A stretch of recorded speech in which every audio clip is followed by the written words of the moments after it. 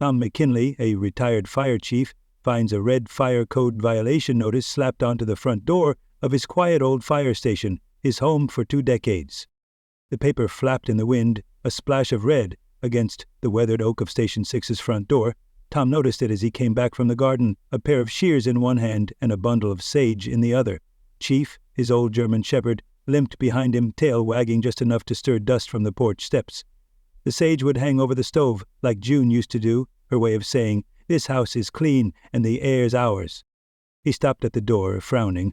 A rusted staple held the paper to the frame right above the door handle, bold letters printed across it like a warning siren. Fire code violation, immediate notice. Tom tugged it free. The paper crinkled under his thumb as he read, "Failure to maintain defensible perimeter, non-compliant ingress route, unauthorized structure material, all nonsense." He had written half the town's original fire safety plans himself. He turned the page over. No signature, just a QR code at the bottom, and a blurred watermark looked like the county seal except the eagle faced left. That wasn't how they did it, not in New Mexico. As he opened the door, his hand brushed the inside frame where a faint pencil mark still lingered. "Don't forget why you started, June." He smiled, but only a little, the kind of smile that stays behind your teeth. Chief patted in ahead of him and dropped near the cold tile. The station still smelled faintly of old smoke and lemon oil, and the percolator was just starting to gurgle. Tom poured 2 cups, halved it and set one by the photo of June near the cassette player. The tape inside was labeled Fireline 89. He sat down at the kitchen table, unrolled a dusty map from the drawer and spread out the deed beside it. His father's signature still held strong, blue ink on aged paper, outside the HOA, just like it always was, always had to be. He traced the edge of the map where Ridge HOA's territory ended, well past the rear garden fence. That's when the knock came. He opened the door to find a young man in a Ridge HOA polo shirt, holding a clipboard with a laminated sheet shaking slightly in the wind. His badge was crooked, and his shoelaces were untied. "Hi, Mr. McKinley. I'm Benji Morales. I'm with the Ridge HOA Fire Risk Division, just making sure you received the notice." Tom stepped halfway out. Chief huffed behind him. "I received something," Tom said. "Not sure I'd call it legal." Benji's smile faltered. I know this must be confusing. It's just a routine perimeter alert, ordered from above. All properties within buffer zones are being assessed. This property isn't in your zone. Well, the boundaries were updated last month. We held a vote. I wasn't invited." Benji blinked. "You're technically adjacent. Not a full member, but included for risk mitigation. We call it a shadow tract."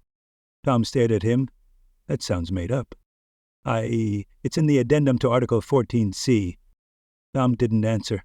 He stepped inside and returned with the deed, unfolded it in front of Benji. "This is the boundary, signed by the county, recorded. My wife made 2 extra copies. She didn't trust anything with provisional in front of it." Benji swallowed. "I'm just following orders." Tom nodded. "Then take this back." He handed him the red tag. "And tell whoever gave it to you they'll need a warrant and a better printer next time." Benji hesitated. "You might want to just talk to Karen. She's the chair." "I've read her name. That's enough for now." The young man walked off quickly, glancing back once, like he wanted to say something more. Chief watched him go without a sound. That evening, Tom opened the fireproof safe beneath the floorboards. June had insisted on it. If they come for it, let them find nothing but dust. He pulled out the old property maps, the boundary survey, and a backup of every county inspection form from the last 20 years. Each one had been signed, double-stamped, and filed with a carbon copy. June's system. He called Lynn next, his old friend from back in the response days. She'd stayed local, made deputy, now oversaw zoning violations. "Lynn," he said, "you ever hear of Ridge Fire Protocol Phase 1? "Never. What happened?" "I got a notice taped to my door. Violations I've never heard of. HOA says they have expansion rights." She sighed. "You want me to look into filings?" "I want to know who's behind Ridge compliance, and how far they think their leash goes." "You got it. But Tom, be careful. Folks in Ridge think Karen's just a little HOA lady. But I've seen her legal filings. She plays long ball." "I play long memory." Later, Tom sifted through the new printout from Benji's notice. A line near the bottom caught his eye. Filed under Phase 1, Fire Hazard Clearance Initiative. There was no such code in the county's books, nothing remotely official. He pulled a pen from the cup on the table and circled it in red. As the sun dipped, he poured a second cup of coffee, set it again by June's photo, and looked around the old station. Rocking chair creaking gently with the wind, the retired bell by the front steps catching a bit of moonlight. He turned the red tag over again. Curiosity itched. So he opened the QR scanner on his phone, pointed it, and waited for the page to load. As he scans the red tag's QR code out of curiosity, a strange HOA landing page loads. Evacuation phase, timeline, track 6, pending seizure review. 3 men in khaki with radios and reflective vests arrive at Station 6 claiming to be the HOS Fire Risk Inspection Team. Tom had just finished scraping the last bit of peanut butter onto his toast when Chief gave a low, steady growl from under the kitchen table. It wasn't the mail truck growl or the neighbor's cat growl. It was the sound the old shepherd made when strangers crossed a line they shouldn't. Tom set his mug down and stood slowly. Outside, the cicadas were already starting their high-pitched chorus, and the morning air shimmered with heat waves rising from the gravel. Through the screen door, he saw a black truck parked just beyond the mailbox. Its paint job was too clean for a work vehicle, and the magnetic decal on the side was slapped on at an angle like an afterthought. 3 men were moving toward the property line with practiced stiffness, like actors who learned their roles from a training video and hadn't quite nailed the choreography. The one in the lead was carrying a clipboard and a too-bright smile. Tom stepped out onto the porch and closed the door behind him. The rocking chair creaked once as it swayed in the breeze. "You boys a little early for costume rehearsal?" The leader chuckled, clearly trying to disarm. "Mr. McKinley, we're here for your compliance check. Routine stuff. Fire perimeter integrity. Just a visual walk-around." "Visual walk-around of whose property?" Tom asked, not moving from the top step. "Yours," the man replied, holding up a laminated ID badge. "Inspector Root. Ridge. HOA Fire Risk Division." Tom squinted at the badge. The seal looked familiar but off, like someone had mirrored the county logo and printed it from a home office. "That badge doesn't belong to anyone I answer to." Root's smile flickered, then returned. "We're operating under HOA Fire Act 12B, Emergency Override in Buffer Zones." "Never heard of it." "It was ratified during the last quarterly safety review." "I wasn't invited to that meeting." "You were considered out-of-zone adjacent," Root said carefully, reciting from memory. "But that classification has changed. I've got a deed that says otherwise." Root didn't respond. One of the other men began circling toward the edge of the barn, fingers brushing a handheld radio. Tom didn't raise his voice, but it had the kind of quiet weight that made men freeze mid-step. "You set foot past that fence without a warrant. You're not an inspector, you're a trespasser." Root tried another angle. "We're just trying to keep the community safe, sir." Tom's eyes narrowed. "So am I, and I outrank you." That line landed like a bell strike in an empty chapel. The second man stepped back. The third adjusted his vest and looked anywhere but at Tom. At that moment, Tom's phone buzzed in his back pocket. He slid it out and saw a message from Lynn. "No such thing as Fire Act 12B. Tell them to buzz off." He read it, smiled just slightly, and looked up. "I just got off with the sheriff's office. They'd like you off my land." Root stiffened. "We're acting within our jurisdiction." "You're acting all right," Tom said, and pointed at the edge of the gravel. "Go perform over there." The man hesitated, then retreated toward the truck. One of them pulled a plastic yard sign from the flatbed and stuck it into the ground near the front gate. "Pending closure. Fire safety non-compliance." As they climbed into the cab, Tom walked up to the sign and yanked it from the dirt. The pole cracked in his hand. He leaned it against the bell pole beside the porch and wrote a note to himself in the margin of his notebook. 3 men, 1 fake badge, wrong seal. He turned the badge over again. The eagle faced left, county seals faced right. That was all he needed to know. Back inside, he flipped the radio to AM and let the oldies drift through the quiet. The air was hot already. Chief snored beneath the table. Tom sat down and jotted the morning's date, the names, the phrases used. The label on the top of the notebook read, "Bullies with Badges, Post 2023. Around noon, his phone rang. Unknown caller. "Mr. McKinley?" a voice said, too pleasant, too even.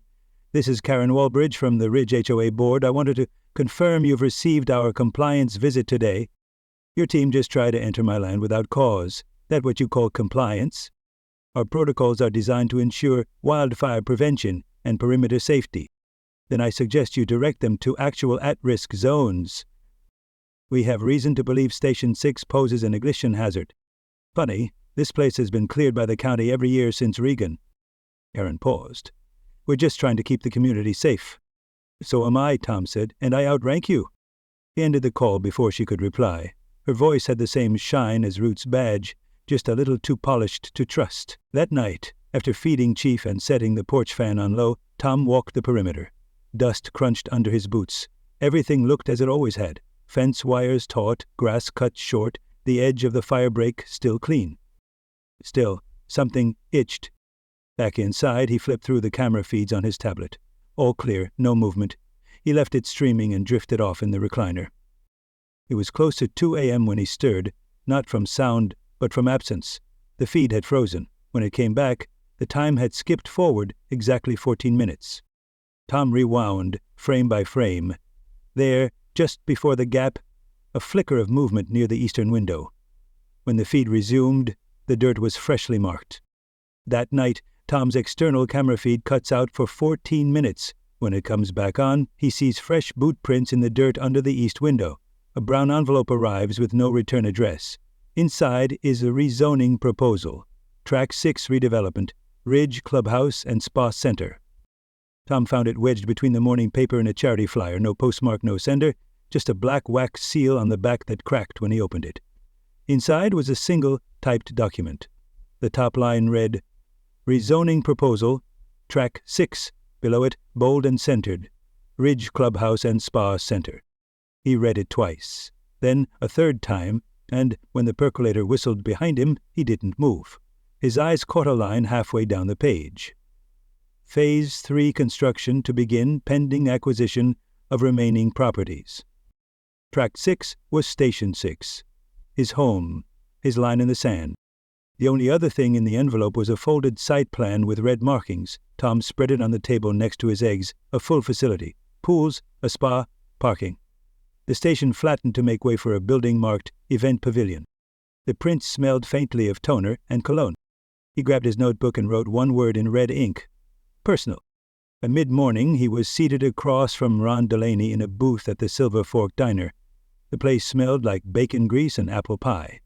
Locals lingered in corner tables over refills and gossip, voices rising about HOA fines. One woman mentioned a $50 0-cent penalty for stringing Halloween lights before October 1st. Ron was already reviewing the document with a squint that made his eyebrows disappear behind his glasses. He tapped the top corner.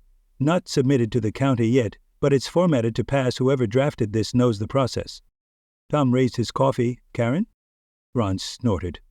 Smells like her father's ambition. Remember 94? Tom nodded. Town Hall. Stephen Walbridge tried to push for a private golf resort, claimed it would uplift community image. Until June stood up and read off the zoning laws from memory, Ron said, smiling, made the whole room clap. Tom leaned back. Now his daughter's picking up where he left off. Only difference is, she's not asking. A bell jingled at the door. Grace Harlow walked in, apron still dusted with flour, and slid into the booth with practiced ease. I hear we're discussing the Devil's Playbook, she said. Tom handed her the proposal. Of course, she muttered. Spa Center. Can't wait to sweat next to HOA board members. Ron raised an eyebrow. They find you again? Grace huffed. Smoke pollution. Last Saturday's cook-off said I violated community air quality standards. She leaned forward. Tom, I had 2 smokers running, and one of them was electric. It was for the VFW fundraiser. Tom smiled slightly. They're testing boundaries. They'll find mine, she said. They ate in silence for a bit. Tom added his homemade chili powder to the eggs. Grace smirked. June's recipe? He nodded. Still hot as ever. Ron pulled out a legal pad from his weathered briefcase. If they're flagging you, Grace, and planting fake orders on Tom's fence, we're not looking at a rogue committee, we're looking at strategy. False authority, delays, intimidation, Tom said. Keep people too tired or broke to fight. Back at Station 6, the sun had dipped just low enough to paint the gravel red. Tom walked the perimeter, his boots kicking up dust as Chief limped alongside. He paused near the south fence. There, stuck into the soil, were 6 new surveyor flags. Bright red string ran from stake to stake. outlining a rectangle precise enough to suggest blueprints. He pulled the development map from his pocket and unfolded it. The markers matched. Every stake, every string. He didn't speak, just stood there until the wind knocked one of the flags sideways. Later, as the last light slipped over the hills, Tom sat on the porch cleaning a wrench when he noticed movement across the street. A figure pacing near the HOA office, shoulders hunched, hands twitchy. Benji. Tom watched. Benji paced, looked over his shoulder twice, then walked off fast, half jogging. That night, a voicemail landed on Tom's phone sometime after 10. "Mr. McKinley, it's Benji. I didn't sign up for this, I'm sorry. I really am. Just check the attic, please." Tom stood still for a moment, phone still to his ear even after the message ended. He put on his boots, grabbed his flashlight, and climbed the stairs to the attic above the barn. The air was hot and close. Dust floated in shafts of light from the gable vents. It didn't take long. Tucked into the rafters, hidden behind an old box of fire hose clamps, was a small, black device. No bigger than a wallet, a single green light blinked on its side. A transmitter. Tom carried it down and set it on his workbench, plugged it into his laptop using an adapter, the drive mounted automatically. One folder. He clicked. A folder opens. Spark Protocol. Phase 3. Target. McKinley/Zone Conversion. While flipping through dusty records in the back of Station 6, Tom finds a folder stamped Zoning Request Denied, 1989, with the name Stephen Walbridge, Karen's father. The rain was soft and sudden, more a murmur than a storm. It had rolled in just after midnight, tapping gently against the windows of Station 6 like a visitor too polite to knock. Tom sat on the attic floor, legs stretched out beside an open crate labeled Archive, Zoning, and Land Use. Dust floated in the beam of his flashlight, swirling over stacks of brittle folders, each labeled in June's precise, no-nonsense script. Chief was asleep at the attic door, curled into a lumpy shadow. Downstairs, the old CD player crooned Willie Nelson's voice into the quiet, the track slightly warped from years of use.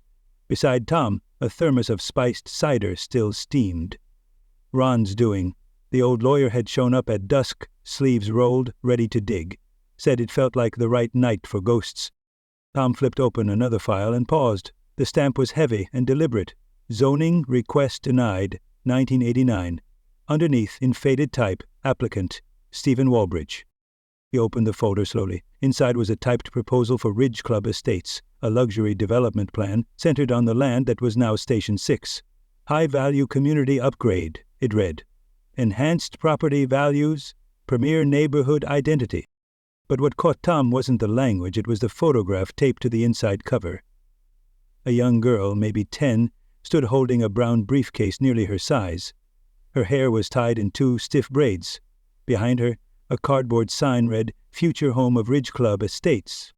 "Karen," Tom murmured. Ron leaned over his shoulder. "Looks like her. That sign? Cheap paint, big promises?" Tom turned the page. 3 more attempts. 1990, 1991, 1993, each denied. Reason, community use priority, historical preservation, public safety integration.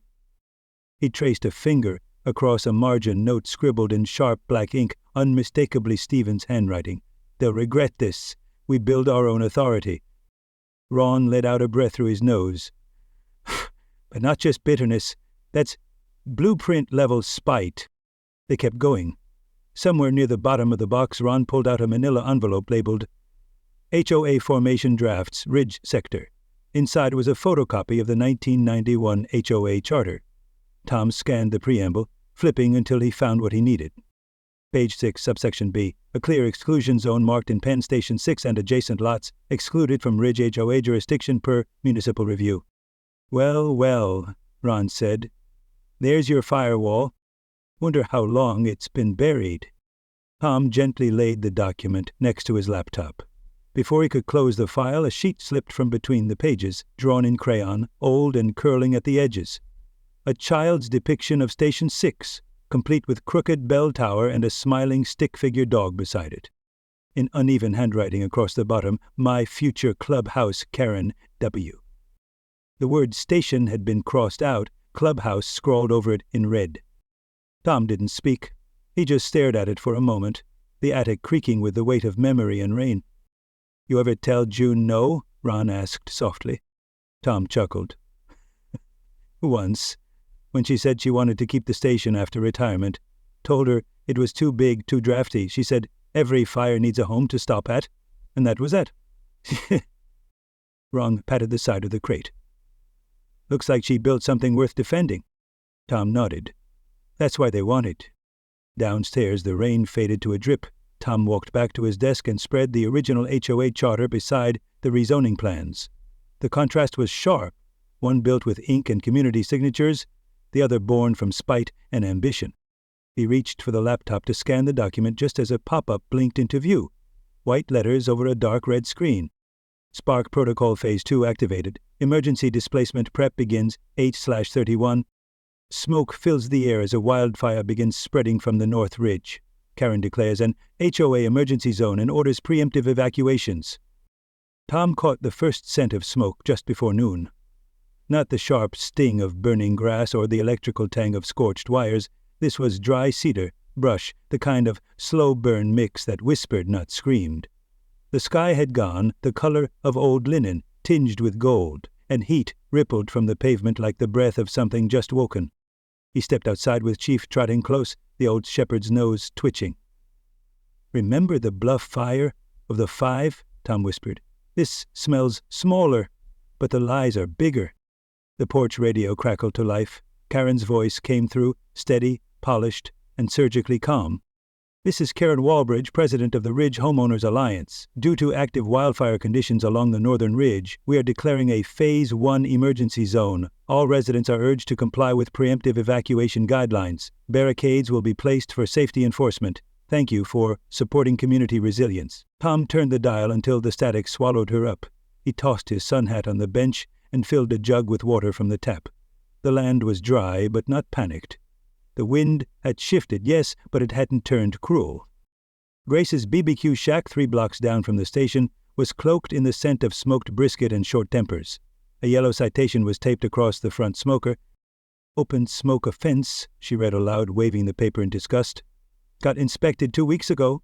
Passed everything but the sauce. She turned as Tom walked in. You smell it? Smells like leverage.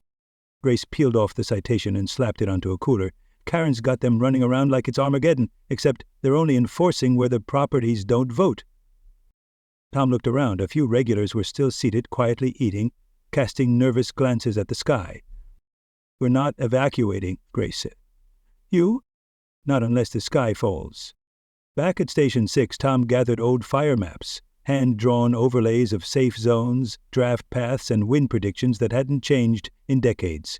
He made calls, retired volunteers, old hands, men and women who didn't need uniforms to remember how to hold a hose or cut a line. By late afternoon, barricades began popping up, wooden frames with red spray-painted warnings. HOA zone, access restricted. One was nailed to a mesquite post right at the edge of Tom's land. He pulled it down, clean and quiet. Across town, Lynn Carter stormed into the HOA headquarters with her badge on her chest and a look that could cut tempered glass. I want to see your jurisdictional maps, she told the receptionist, who looked like he'd rather be anywhere else. Inside, she found what she needed.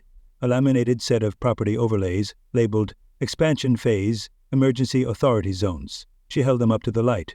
These were altered, she said, loud enough for the nearest reporter to hear. And these barricades? Illegal as hell.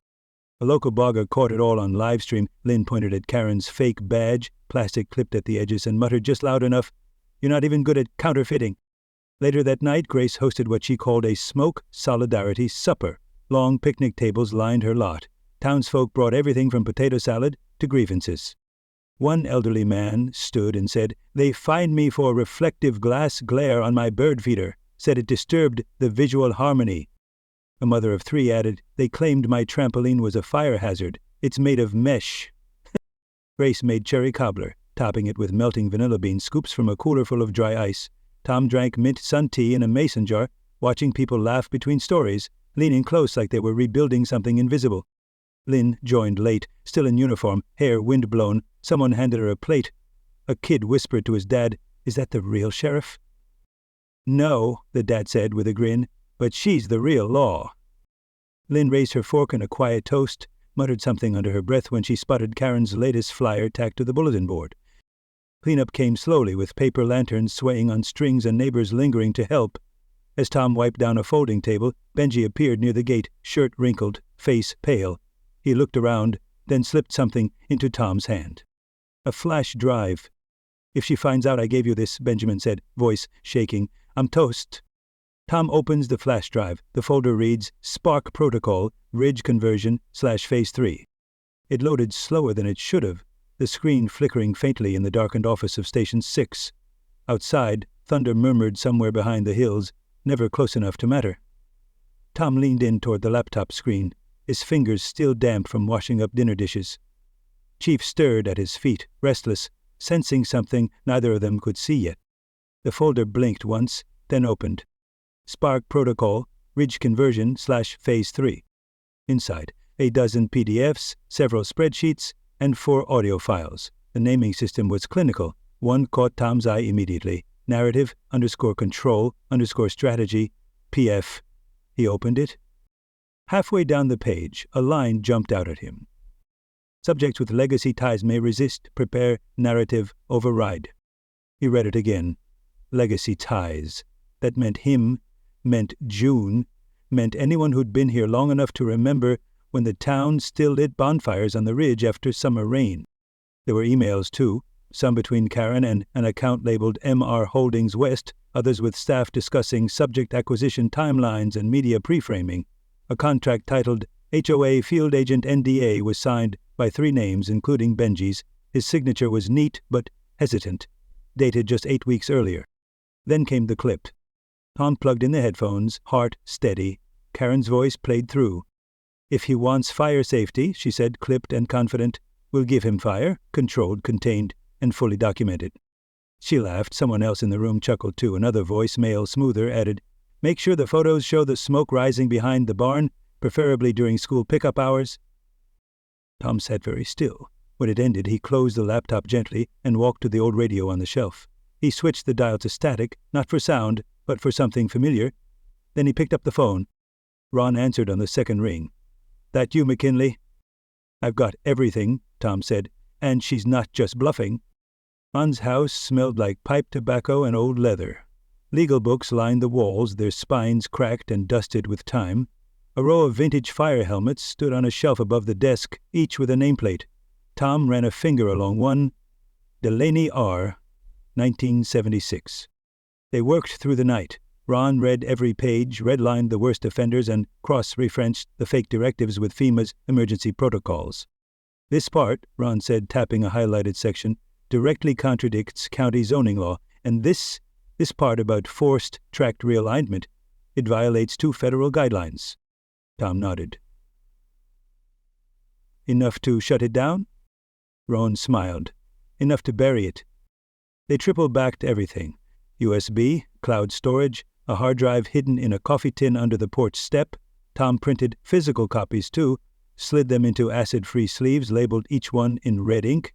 He didn't believe in accidents, not when things got this big. Grace texted midway through, "Cafe's yours, back room's clear, neighbors already signing affidavits." Tom wrote back, "We're almost ready." By 11:30 they were drafting the injunction. Ron's old hands moved slow but steady, like he was writing something more than law, something like a promise. Outside, the wind picked up. The air shifted. Ron poured the last of the cider into a chipped mug. "Reminds me of '78, he said.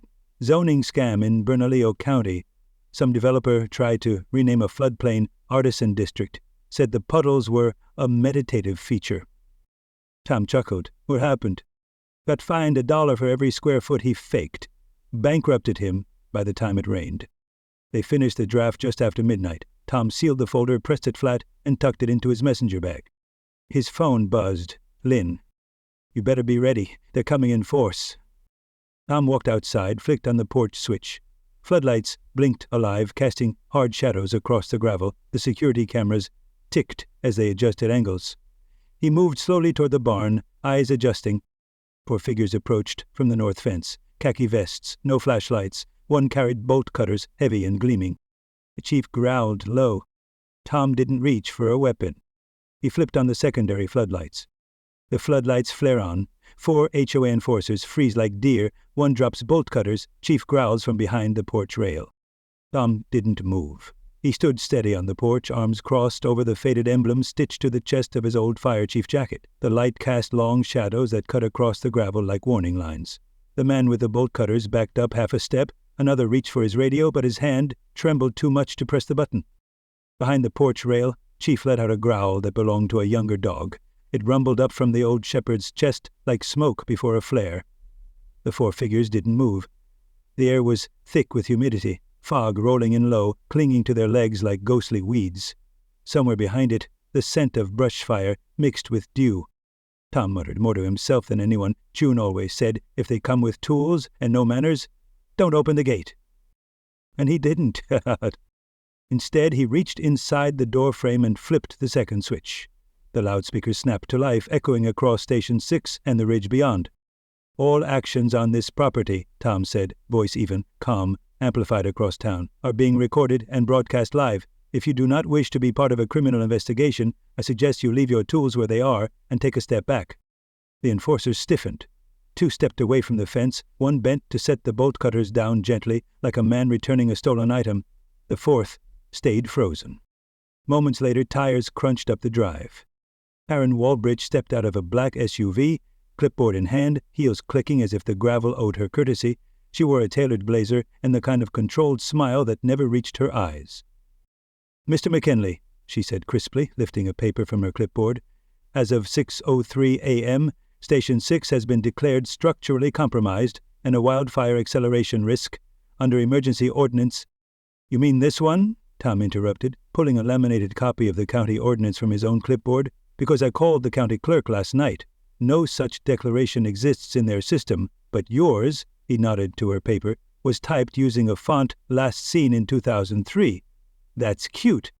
Karen's smile thinned. "You are obstructing HOA emergency protocol." "You're obstructing the law," Tom said, "but lucky for both of us, the law's on its way." As if summoned by cue, Lynn Carter's cruiser rolled in behind Karen's SUV.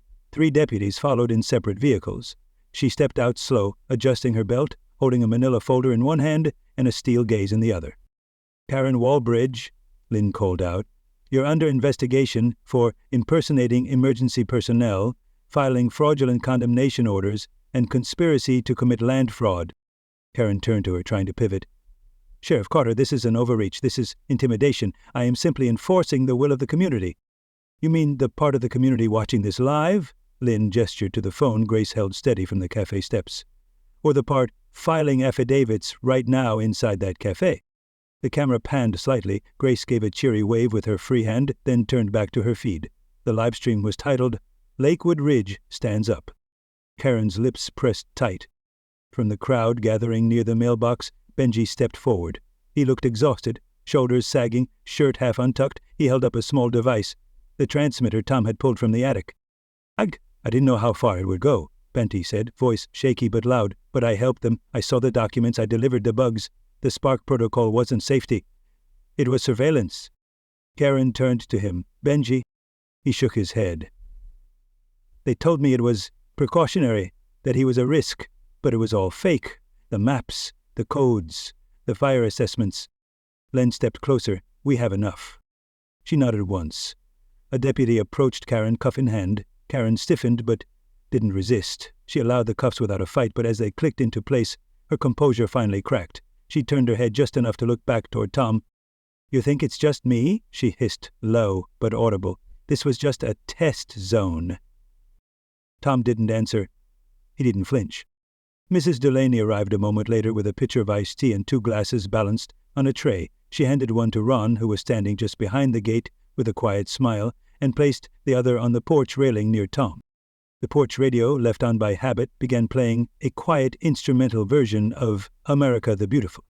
One of the enforcers dropped his radio onto the gravel and took 2 steps back. "I didn't sign up for this," he said softly. Neither did Tom, but he showed up anyway. 2 weeks later, the community gathers at Station 6 for a Sunday pancake breakfast. A new hand-stitched flag hangs over the station doors. Truth, duty, and light. The morning air had a different tone to it, crisper, cleaner, the kind of breeze that promised fall without rushing summer out the door. Steam curled from mugs lined across the long picnic tables that stretched along Station 6's drive. Someone had set up a flat-top grill near the barn. Grace manned the spatula like a conductor with a baton, flipping pancakes with practiced rhythm, while Benji moved down the row, adding butter and syrup with a smile that finally reached his eyes. The new flag hung high and proud above the doors of the old station, dark blue stitched with gold thread, simple but impossible to ignore. Truth, duty, and light. Tom watched it sway in the morning wind as he leaned slightly on the cane he'd carved from juniper, its handle worn already from use. Chief lay in a warm patch of sun by the steps, his tail giving a lazy thump each time a child passed by and gave him a pat. The kids wore plastic junior firefighter helmets, chasing each other around the picnic tables while their parents sipped coffee and swapped quiet stories. Inside the main room, the red violation tag that had started it all now hung in a wood frame beside June's chili recipe. The handwriting on the sign below it read, "This is what they couldn't take." Lynn arrived late, stepping down from a patrol truck marked Acting Sheriff. The crowd broke into light applause as she waved, red-cheeked and sheepish. Ron followed behind her, still wearing his suspenders, now with a polished plaque tucked under one arm. It read, "For service beyond the law, Ron Delaney, Defender of Ridge." "Y'all act like I did more than redline a few forgeries," he said. But he looked proud anyway. Tom called for quiet with a soft clap. He stood just beneath the new flag, back straight, his fire chief jacket freshly pressed, though missing a few buttons. "I won't keep you long," he began.